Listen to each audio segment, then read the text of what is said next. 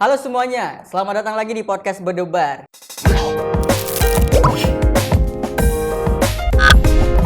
Kalau teman-teman pengen tahu cerita kita hari ini, kalau mau lebih nyambung lagi, kalian bisa klik dulu video sebelumnya, yaitu tentang cara keluar dari situasi bully.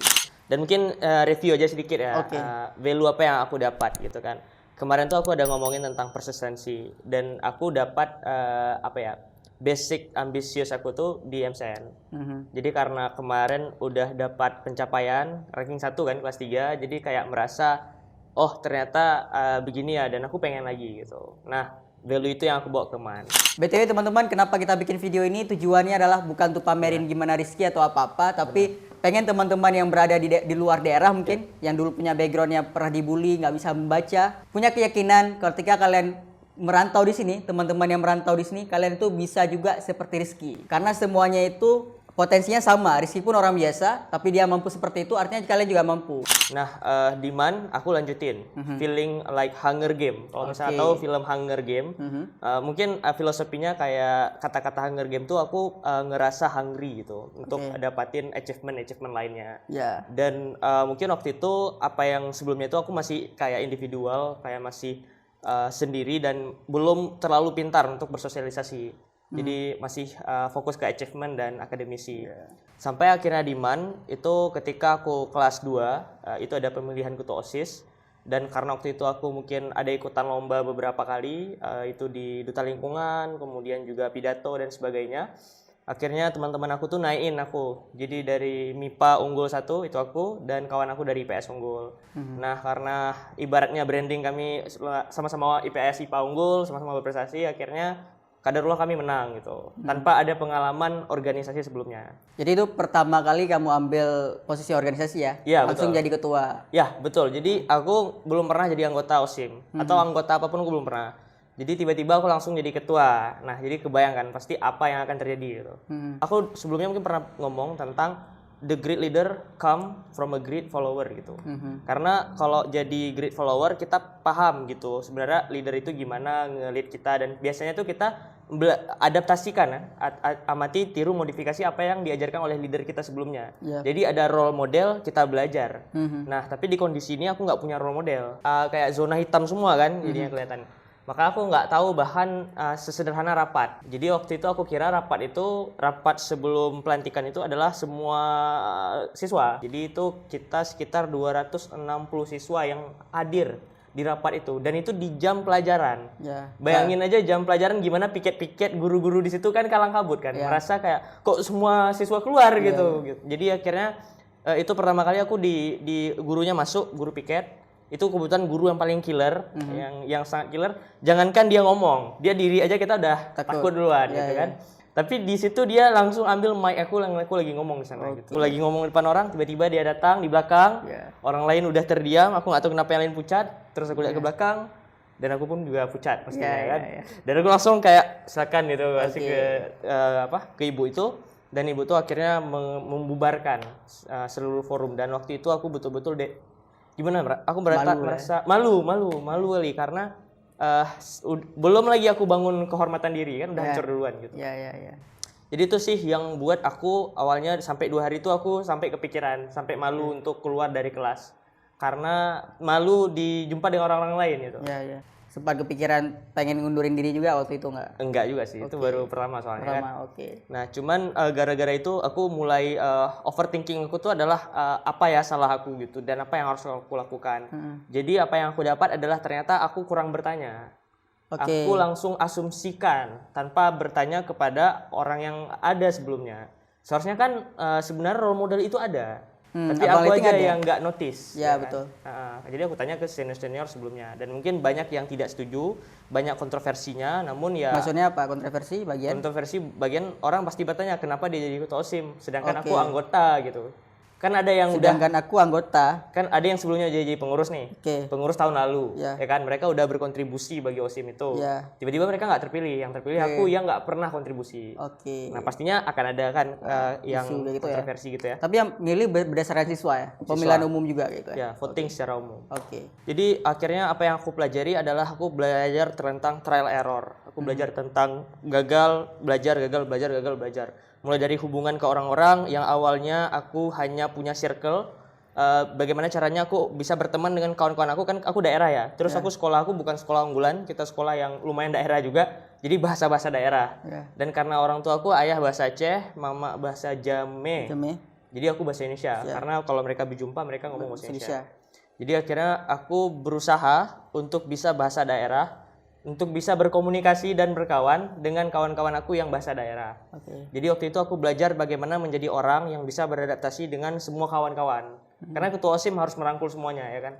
Jadi aku mulai yang awalnya kalau istirahat tuh aku banyak di kelas belajar, jadi aku harus ke kantin. Aku duduk di kantin. Meskipun aku waktu awal tuh nggak bisa ngomong apa-apa gitu. Kan diam-diam dulu kan. Diam-diam dulu nanti gabung aja dulu lah gitu ya. Jadi kayak ketawa-tawa dulu. Hahaha gitu kan, ketawa-tawa.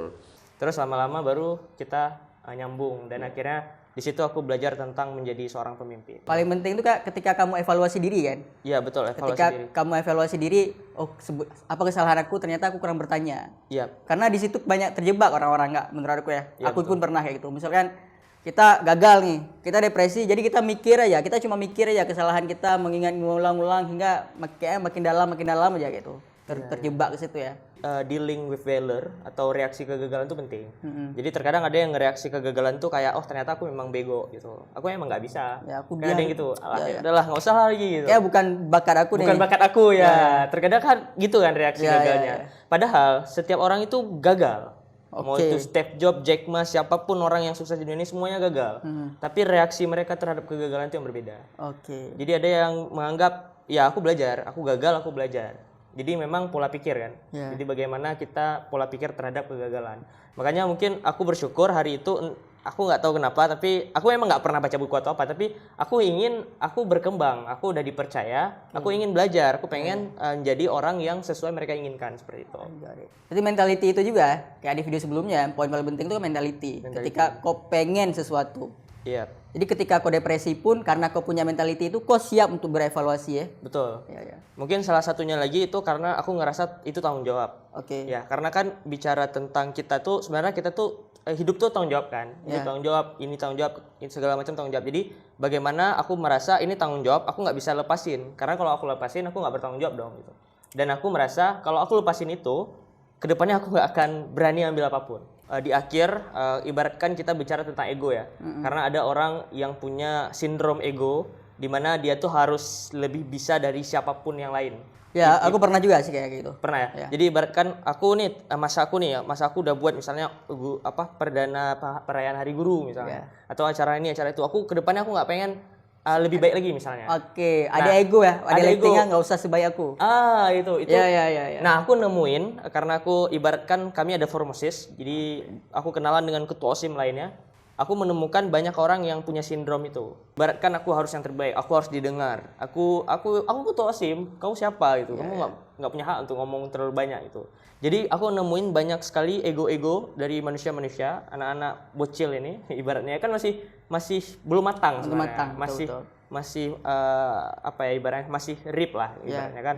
Nah, oleh karena itu aku lihat gimana cara aku nunduin ego itu. Aku ngelihat ketika senior aku punya ego ini tidak ada hasil apapun, tidak ada keuntungan bagi dia gitu. Nah, bayangkan kalau seandainya setelah kita itu lebih baik dari kita dan mereka berterima kasih ke kita. Menurut aku itu jauh lebih valuable. Dan kita itu kalau di sini di titik ini aku belajar bahwa semakin baik estafet ke depan, berarti kita semakin sukses sebagai pemimpin. Karena bicara pemimpin itu tidak hanya bicara tentang hari ini, tapi tentang visi ke depannya. Apakah tersampaikan atau tidak? Pemimpin yang baik itu kalau kau menciptakan pemimpin baik baru lainnya ya. Benar. Menarik, gak suka tuh pas kau bilang tentang sindrom ego ya. Sejujurnya kayak gini lah. Misalnya kita pas awal kali pertama jumpa, pernah kan ya? Pernah. Sepertinya ketika di jurusan awak, dulu si Rizky ini dia bahasa Inggris juga sama jurusan aku ya. Iya benar. Jadi teman-teman aku tuh ngobrol, Rizky ini udah keren segala macam itu. Nah di situ kayak aku muncul sindrom ego aku kan, kayak merasa aku sebenarnya kalau aku pengen, aku bisa lebih baik dari dia gitu. Sering tuh, misalnya nggak sama Ki aja, aku melihat sama orang-orang, misalkan aku lihat seseorang berprestasi gitu, aku melihat itu biasa aja sebenarnya, aku pun bisa kayak itu, cuma itu aja gitu. Maksudnya nggak ada apresiasi yang aku berikan ke orang, aku nggak mengakui orang itu hebat gitu. Maksudnya kayak gini contohnya, kau kan debat nih, kok expert lah di bagian debat. Aku yakin dalam diri aku sendiri, sebenarnya kalau aku mau terjun dalam debat, aku bisa aja gitu. Aku bisa kalahin dia. Oke. Tapi aku nggak mau karena aku sibuk alasannya. Sehingga aku nggak berani. Sebenarnya aku nggak berani terjun karena kalau aku berani terjun dan aku gagal, berarti ego aku tuh udah dihancurkan ya kan? Oke. Tahu nggak poinnya? Benar, paham. Ya, betul. Jadi terkadang itu bagus, merasa bahwa aku bisa lakukan kalau aku mau. Itu kalau dilakukan. Tapi ketika merasa bahwa ada ego, ibaratnya kalau aku lakuin gagal terus aku malu, nah itu yang kita sebut dengan sindrom ego Tadi ya. Mungkin teman-teman terkadang kenapa ada kata dalam tempurung? Karena tempurung itu kan gelap ya. Jadi kata dalam tempurung dia nggak bisa lihat hal lain. Dia cuma bisa lihat kegelapan dan dirinya. Jadi referensi satu-satunya hanya dirinya aja. Karena nggak ada yang lebih besar di dia di dalam tempurung itu, maka dia anggap dia yang terbesar.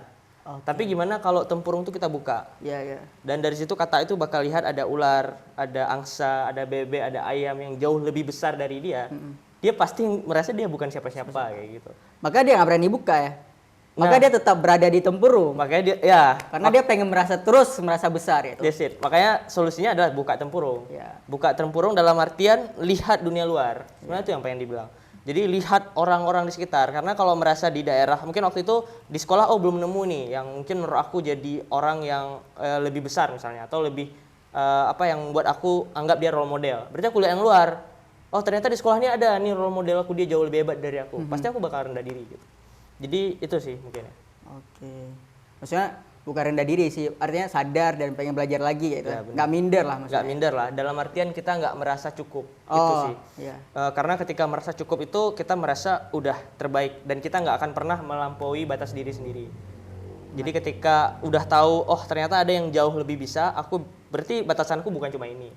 Aku pengen highlight sedikit yang punya sindrom ego tadi. Jadi untuk men-tackle itu sebenarnya kok berevaluasi ke aba-aba lighting sebelumnya ya. Yang ketika mereka juga ada ego kayak gitu, akhirnya nggak ada manfaat yang mereka dapatkan. Jadi kau belajar dari sejarah dan kau memperbaiki itu. Ya, karena aku juga waktu itu kan punya ego juga. Iya, betul. Jadi aku lihat, oh dia abang ini punya ego yang sama. Gimana ya hasilnya? Karena kan kalau senior, ya udah alami dan udah ada hasil. Jadi aku bisa lihat, oh ini hasilnya. Jadi dia, oh seperti ini. Jadi aku evaluasinya ego sendiri, aku relatekan sama masa lalu, dan kemudian aku buat keputusan gitu yang menurut aku berbeda dari keputusan abang-abang sebelumnya.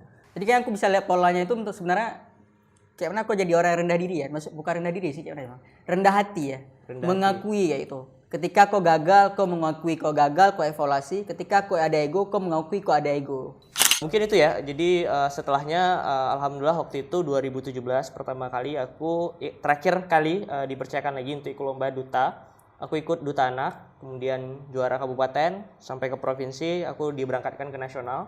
Di sana itu menurut aku turning point bagi aku yang membuat aku semakin merasa bahwa ternyata kita tuh bisa apapun yang kita inginkan kita bisa, asalkan kita berusaha dengan maksimal dan berdoa.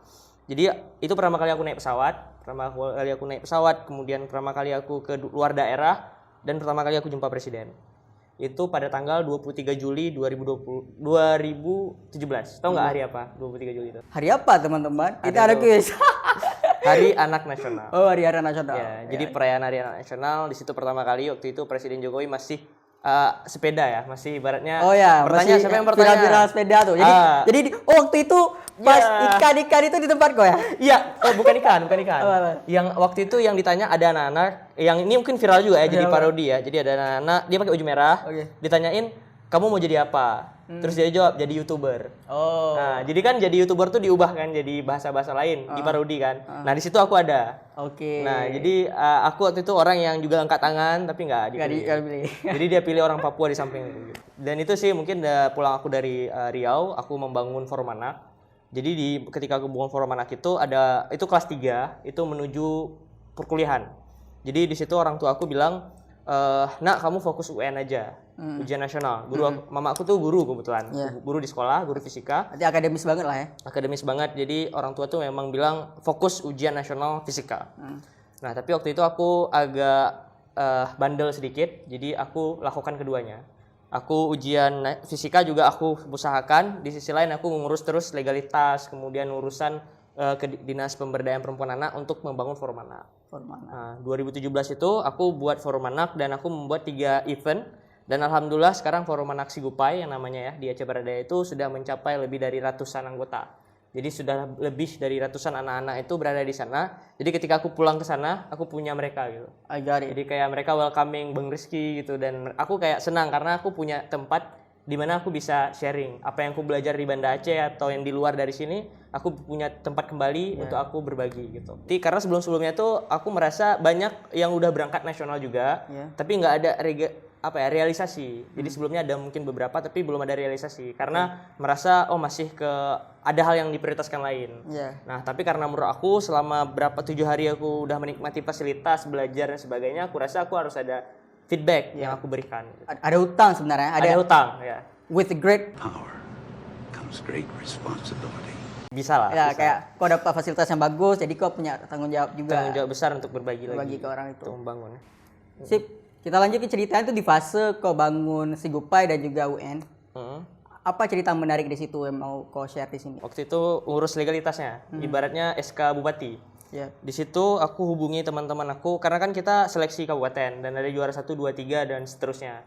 Nah, tapi waktu itu semuanya pada nggak bisa karena lagi fokus UN, kemudian lagi nggak bisa sekolah dan sebagainya. Jadi waktu itu hujan begitu lebat dan aku selaku ketua harusnya ada teman lah yang mendelegasikan. Ibaratnya ada kawan lah ibarat. Jadi aku nggak merasa kesepian. Tapi waktu itu hari terakhir dan nggak ada orang lain. Jadi aku mau nggak ada mantel, aku harus ke dinas hujan-hujanan di sana, kemudian beraudiensi, aku pulang hujan-hujanan lagi, aku bertanya setiap waktu di perjalanan kenapa aku lakukan ini. Aku habisin minyak, aku habisin tenaga, aku habisin waktu aku buat UN, sedangkan orang lain ngerjain UN. Kenapa aku harus lakuin ini kayak gitu? Ya, hujan-hujan. Di hujan itu aku overthinking kayak gitu, kayak ngerasa banyak hal yang aku pertanyakan. Waktu aku pulang, kan aku overthinking aku banyak ya. Jadi aku nggak melampiaskan kemana-mana. Aku kan takut nanti kalau aku lampiaskan ke orang, takutnya nanti ada impact negatif dan sebagainya. Jadi pemikiran itu aku tidak sampaikan ke siapapun. Aku langsung sampai ke rumah tuh aku langsung tidur. Jadi sampai ke rumah mandi, kemudian lelah itu tidur terusnya. Ya tidur terus. Pokoknya aku ingin hilangkan perasaan capek tadi. Nah, jadi ibaratnya besok alhamdulillah aku udah lupa. Aku lupa dan hasilnya muncul. Nah, jadi tapi meskipun itu berhasil waktu itu dan kemudian aku bicara lagi dengan teman-teman lain, tapi itu membekas. Satu hari itu cukup membekas. Karena akhirnya aku dapat kepuasan. Jadi ketika SK ada, semua teman-teman yang tadi tidak percaya, yang kayak seolah meremehkan, mana ada SK Bupati, mana ada tanda tangan Bupati di kita. Allah ini panas tai-tai ayam ya. Panas tai-tai ayam aja dan ya nggak akan lah Rizky sampai habis selesaikan. Dan begitu selesai mereka dipanggil di sekolahnya itu sama dinas. Jadi setiap sekolah itu yang ada anggota forum anak dibawa ke kantor. Ya udah kita sampai ke kantor. Dan benar-benar SK-nya nyata itu. Dan itu sih turning point yang buat teman-teman kayak ternyata benar. Gitu.